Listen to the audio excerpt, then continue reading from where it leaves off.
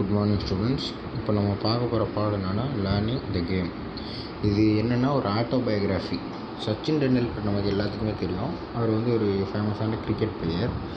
அவர் எழுதின playing it my way அப்படிங்கிற அவரோட ஆட்டோபயோகிராஃபிலேருந்து எடுத்தது தான் இந்த பாடம். இந்த பாடம் ஃபுல்லாக நம்ம சச்சினை பற்றி தான் பார்க்க போகிறோம். சச்சின், அவரோட கோச்சுக்கும் உள்ள பிணைப்பும், சச்சின் கிரிக்கெட்டுக்கு வர்றதுக்கு அவரோட அண்ணன் பேரண்ட்ஸ் பண்ண தியாகங்கள், அதுக்கப்புறம் ஹெல்ப்பு, இதை பற்றி தான் பார்க்க போகிறோம். அந்த ஒவ்வொருத்தரும் அவருக்கு ஹெல்ப் பண்ணதை இவர் எப்படி யூஸ் பண்ணிக்கிட்டாரு, அது மூலமாக வாழ்க்கையை எப்படி சாதித்தார் அப்படிங்கிறத அந்த பாடத்தில் ஃபுல்லாக பார்க்க போகிறோம். ஃபஸ்ட்டு சச்சினை பற்றி பார்ப்போம். சச்சினோட ஃபுல் நேம் என்னென்னா சச்சின் ரமேஷ் டெண்டுல்கர். இவர் வந்து எப்போ பிறந்திருக்காருன்னா April 24, 1973 மும்பையில் பிறந்திருக்கார்.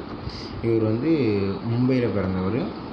இவர் கிட்டத்தட்ட இன்டர்நேஷ்னல் மேட்ச் இந்தியாக்காண்டி மட்டும் 24 இயராக கிரிக்கெட் விளாண்டுருக்காரு. கிரிக்கெட் ப்ளே பண்ணி இவர் வந்து நிறைய சாதனை படைச்சிருக்காரு.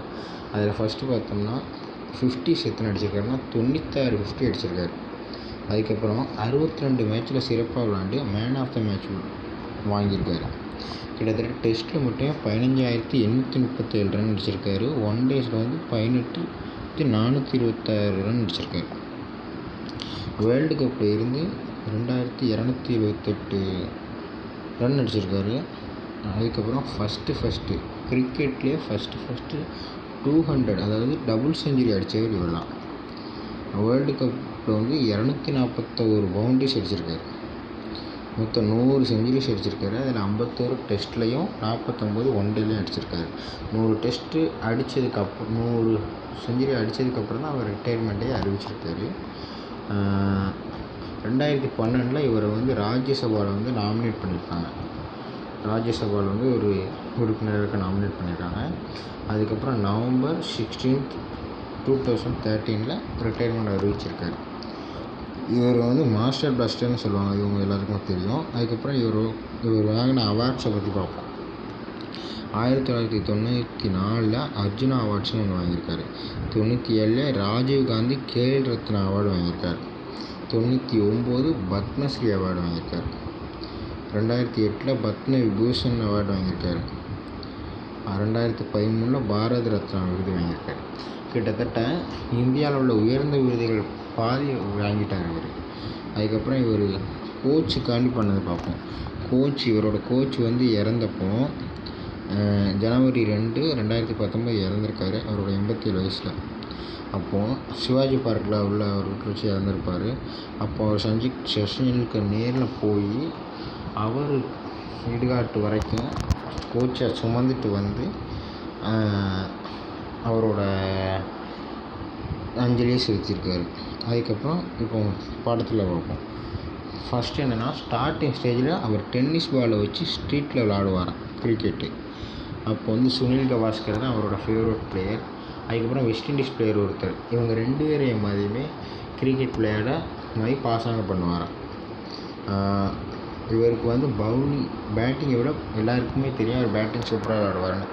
ஆனால் அவருக்கு பேட்டிங்கை விட பவுலிங்கில் தான் இன்ட்ரெஸ்ட் அதிகமாக. பவுலிங்காக தான் அதிக நேரம் ட்ரைனிங் எடுப்பாராம். அடுத்து இவர் வந்து நியூ இங்கிலீஷ் மீடியம்ங்கிற ஒரு ஸ்கூலில் தான் ஸ்டார்டிங் ஸ்டேஜில் படிச்சுட்டு வந்திருக்காரு. ஆனால் இவரோட கிரிக்கெட்டில் இவருக்கு இருக்கிற ஆர்வம், அதுக்கப்புறம் இவர் கிரிக்கெட் விளையாடுற விதம், இதை எல்லாத்தையும் வச்சு அவங்க அண்ணன் அஜித் வந்து சாரதாசன் வித்யா மண்டி ஸ்கூலில் இவரை சேர்க்கறதுக்கு பார்த்துருக்காங்க.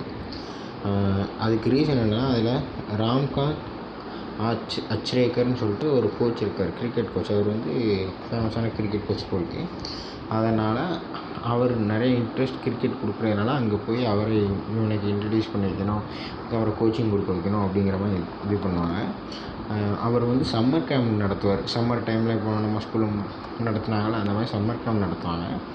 அப்படி நடத்தும்போது இவர் வந்து அவர்கிட்ட கூட்டு போய் நடத்துகிறாரு சம்மர் கேம்ப். அந்த சம்மர் கேம்பில் என்ன நடக்குதுன்னா நிறைய பேர் வருவாங்க.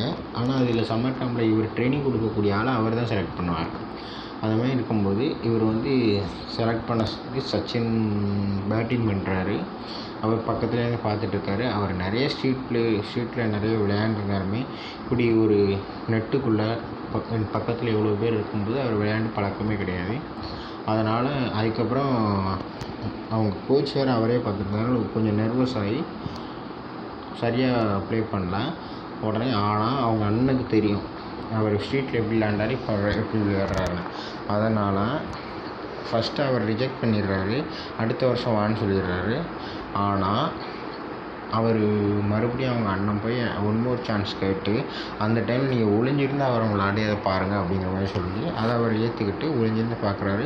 அப்போ அவரோட விளையாட்டுத்தனமே வேறு மாதிரி இருக்குது. கோச் பார்க்கல அப்படின்னு சொல்லிட்டு அவர் நல்லா விளையாடுறாரு. அந்த டைமில் வந்து 11 வயசில் அவர் ட்ரைனிங் ஆரம்பிக்குது. இதே 11 வயசில் தான் அவர் ஃபஸ்ட்டு விளையாண்டார் அவர் கோச் கிரிக்கெட்டு.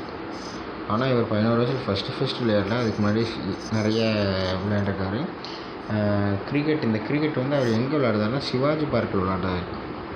அங்கே தான் அவருக்கு டெய்லி ட்ரைனிங் இருக்குது. மார்னிங் ஈவினிங் டெய்லி ட்ரைனிங் இருக்குது. அவரோட வீட்டுக்கும் அந்த பார்க்குக்கும் வர்றதுக்கே 40 நிமிஷம் ஆகும். அதனால் ஏர்லி மார்னிங்கே எந்திரிக்க வேண்டியிருக்கும். வீட்டுக்கு போகிறதுக்கு லேட் ஆகிரும். ரொம்ப டயர்டாகிடுவார் டெய்லி. ஈவினிங் டைமில் அவர் பிரேக் இருக்கிற டைமில் அவரோட கோச் வந்து சில காசுகளை கொடுத்து அவரை போய் கடையில் போய் சாப்பிட்டு வர சொல்லுவாராம். ட்ரைனிங் மார்னிங் ஈவினிங் இருக்கும். ரொம்ப சிவியராக இருக்கும். இந்த ட்ரைனிங் நடக்குது அப்படிங்கிறதுக்காகவும் இவர் டெய்லி கிரிக்கெட் விளாடுங்கிறதுக்காண்டியே அவங்க வீட்டில் இருந்து இந்த ஸ்கூலுக்கு மாற்றிருப்பாங்க. அடுத்து இவர்கிட்ட வந்து ஒரே ஒரு கிளாத் மட்டும்தான் இருக்கும். என்னதுன்னா கிரிக்கெட் கிளாத்து. அதை போட்டு தான் நம்ம ட்ரைனிங் பண்ணணும். அதனால் அவர் மார்னிங்கும் ஈவினிங்கும் அதை துவைச்சி போடுவாராம். மார்னிங் விளையாண்டுட்டு உடனே துவைச்சி போட்டுருவாராம். அந்த ஈரம் கரெக்டாக ஈவினிங்குள்ளே காஞ்சிருமா. அதுக்கப்புறம் மறுபடியும் அதே போட்டு விளையாண்டுட்டு மறுபடியும் அதையே துவைச்சிட்டு அதுக்கப்புறம் காலையில் அதையே போடுவாராம். அதுக்கப்புறம் இவர் வந்து நிறைய ட்ரைனிங் எடுக்கும்போது கொஞ்சம் நேரத்தில் அவர் சோர்வாகிடுவார். அந்த டைமில் வந்து அவரோட கோச் வந்து ஸ்டெம்புக்கு மேலே 1 ரூபி காயினை வச்சு எல்லாரையுமே பவுலிங் போட சொல்லுவார். நீ இதில் அவுட் ஆகாமல் இருந்ததுன்னா அந்த 1 ரூபி காயின் உனக்கு வச்சுக்கோ அப்படிங்கிற மாதிரி சொல்லுவார். அதையும் அவர் விளையாண்டு நிறைய 1 ரூபி காயினை ஜெயிச்சிருக்காராம், வின் பண்ணியிருக்காங்க. அதுதான் அவரோட ஃபஸ்ட்டு அச்சீவ்மெண்ட் தான். டயர்டாக இருக்க டைம்லேயுமே எப்படி விளையாடணுங்கிறத அது மூலமாக தெரிஞ்சுக்கிட்டான். அதுக்கப்புறம் அந்த ட்ரைனிங் எப்போதுமே எப்படி முடியும்னா அந்த கிரிக்கெட் பேடு, ஷூஸு, அதுக்கப்புறம் கையில் ஹெல்மெட்டு, க்ளவுஸு, பேட்டோட அந்த கிரவுண்டை ஒரு 5 ரவுண்ட் 10 ரவுண்டு அடிக்க சொல்லுவாராம். அதுதான் இது எல்லாத்தையும் போட்டுட்டு எப்படி ஓடணுங்கிறத அவர் கற்றுக் கொடுத்துருக்கு. ஸ்டார்டிங்கில் அந்த கோச்சோட செயல்கள்லாம் அவருக்கு முரண்பாடாக தெரிஞ்சாலும் அவரோட கோச்சோட தொலைநோக்கு பார்வை வந்து அவருக்கு போக தான் தெரிஞ்சிருக்கு. ஒரு தடவை இந்த ட்ரைனிங்கை கட் பண்ணிவிட்டு அவர் வேறு ஸ்கூல் மேட்ச்சில் பார்க்க போயிருக்காரு. அந்த டைம் கோச்சும் அங்கே வந்துடுவார். அப்போது வந்து இவர் மாட்டிக்கிடுவார். அந்த டைமில் அவர் கோச் சொல்லுவார், நீ இந்த மாதிரி மற்றவங்க விளையாடுறத பார்க்க வர்றவங்க இல்லை, நீ விளையாடுறத மற்றவங்க பார்க்கணும். நீ ஒழுங்காக ட்ரைனிங் எடுத்தனா இந்தியா டீமுக்கு விளாடலாம் அப்படி இப்படின்னு சொல்லி ரொம்ப அவரை இது பண்ணுறாரு. அப்போ அவருக்கு டார்ச்சராக தெரியுது. ஆனால் போக தான் அதெல்லாம் நினச்சி வெட்கப்பட்டிருக்காரு. அந்த கோச்சும் அவங்க அண்ணனும் மட்டும் இல்லைன்னா கிரிக்கெட் லைஃப்பில் நான் இல்லை அப்படிங்கிறது தான் அவரோட பெரிய கருத்து. அவர் அதை தான் முன்மொழிஞ்சிருக்காரு. இதுதான் இந்த பாடம். இந்த பாடத்தில் வந்து ஒரு குருவுக்கு எப்படி மரியாதை கொடுக்கணும் அப்படிங்கிறது இது மெயினாக சொல்லியிருக்காங்க. அதுக்கப்புறம் எப்படி நமக்கு கிடைக்கிற சான்ஸை யூஸ் பண்ணிக்கணும் அப்படிங்கிறத கரெக்டாக கொடுத்துருக்காங்க. Thank you students. நம்ம அடுத்த லெசன் அப்புறம் பார்ப்போம்.